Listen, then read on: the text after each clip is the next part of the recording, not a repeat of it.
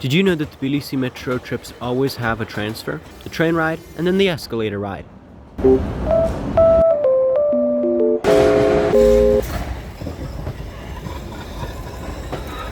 In each metro system, there's something that makes it like itself and different from the others.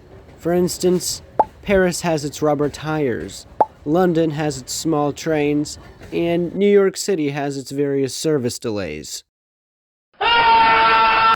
But the thing is that Soviet metros like Tbilisi have to go the extra step to be unique, since every Soviet metro had the same copy-paste standard for easy maintenance. All the systems have the same types of equipment and trains. And so to see what Tbilisi has to offer in its uniqueness, first we have to go to the metro. The first quirk is this obsolete card. Let me explain. In the Soviet Union, just like other metros around the world at the time, they used a token system, where you used a token and inserted it into the turnstile to proceed.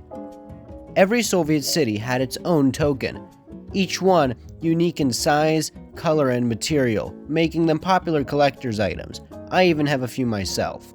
Well, after the collapse of the Soviet Union, some cities switched over to plastic tokens, such as Moscow, in order to save resources and money. But then as technology progressed, a lot of cities around the former Soviet Union switched over to cards, including Tbilisi in the 2010s. And so what makes it obsolete? Well, in 2021, the Tbilisi Transport Company added every imaginable form of digital and bank payment to the scanners, making the Metro Money card obsolete. And the problem is that these booths with human staffers are still at the station selling these cards that are completely not needed.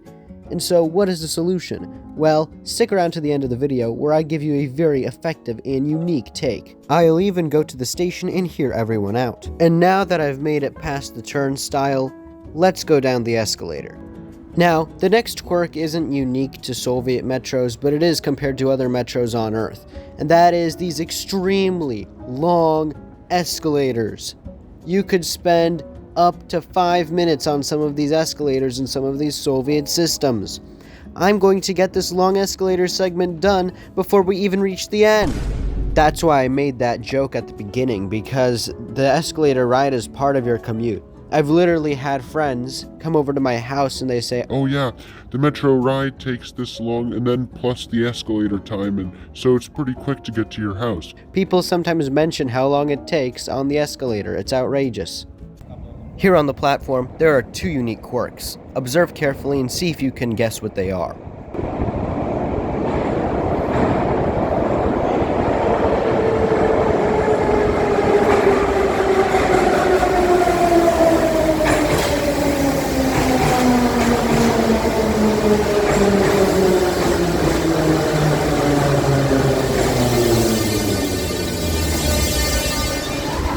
Did you catch that? Let me replay the last part of the video again.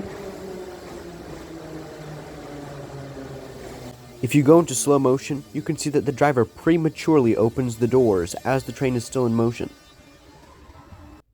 So why is that? Well, the Tbilisi metro is extremely crowded, reaching almost its design capacity every single day. And so to unload and load passengers very quickly, they need to buy extra time by releasing the doors prematurely. Personally, I don't know many metro systems that do this, especially in the Soviet metros, which have very strict regulations. So this is a really cool and unique thing to see, and it certainly does help with the frequencies and capacity. And the populace here is robust, so they can handle getting out while the train is in slight motion. And most of the stations are not accessible anyway, so there's no concern with accessibility or any kind of safety in that regard.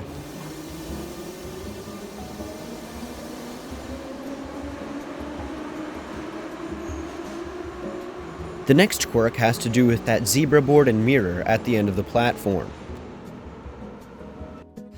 Most metro systems have a mirror at the end of the platforms or wherever the train stops, as a method of viewing the doors and the passengers entering and exiting so that they don't close the doors on anyone. Most trains nowadays have cameras, but the Tbilisi Metro installed cameras on their trains but they aren't used due to power and resource constraints on the Soviet rolling stock. The zebra boards and mirrors are also a part of the Soviet metro heritage, being used in basically every Soviet metro station. So it's great to see that despite the cameras not being utilized, something else that is of historic value to the system is still being used to this day reliably, efficiently, and safely.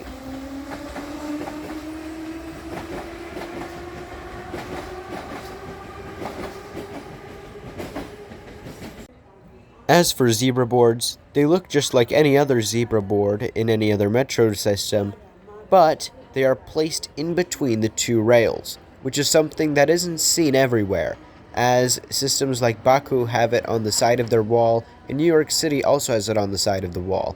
This is so that drivers can see it easily, whereas in Tbilisi, it's a bit harder. Once you get closer, you can't see the zebra board, but a lot of experienced drivers manage to hit it perfectly, just like in this clip. For those out of the loop, the zebra board is a black and white striped line that indicates where the driver is supposed to stop to pick up passengers. But the main quirk here is where the mirror and zebra board are placed among different stations.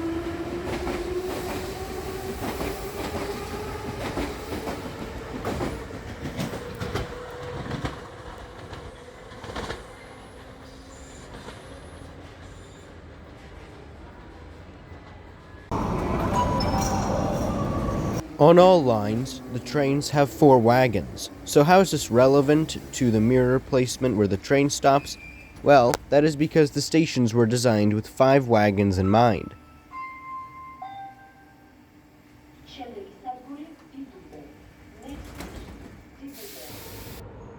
This means that at the front or the rear end of the station, there will always be some sort of gap. For context, Soviet metro wagons were designed with a length of 20 meters, so that means that a 5-car train is 100 meters long. So, for extra forgiveness, the Tbilisi metro platforms are 102 meters in length. With the current 4-wagon trains, the consists are only 80 meters. That means that when the train stops, there are gaps either at the front or back of the platform.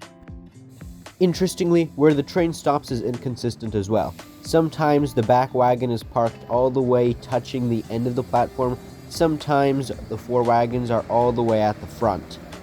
Typically, the train stops somewhere in the middle so that there's 11 meters in the front and 11 meters in the back, so that people can access the train easily from both sides. Typically, the placement depends on what exit or entrances the station has. For instance, if a station only has 1 exit at an end, then the train is typically parked close up to there. But if there's a gap, people perform what I like to call the 20-meter sprint, as seen in this clip. But typically, this is the 11-meter sprint in this context, but at some stations it's the 20-meter sprint. So if you live in New York City and you know what the G-train sprint is like, think of this as a miniature version of it. And now the final solution to the Metro Money card problem. You take your butter knife. So first I turned it into a whole meal and boiled it. You can watch my public transport card soup video for that. And now for the next step. Right, I'm walking with a Metro Money card.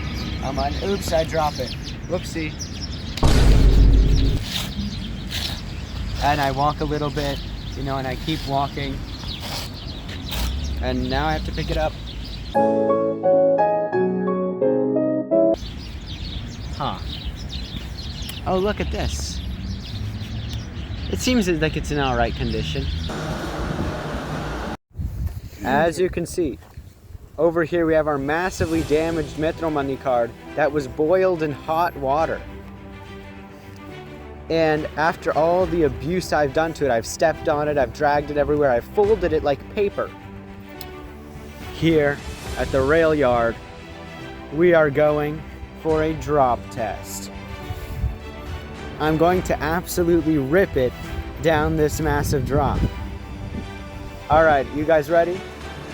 3, 2, 1. And so now we have to find the Metro Money card. It's over there.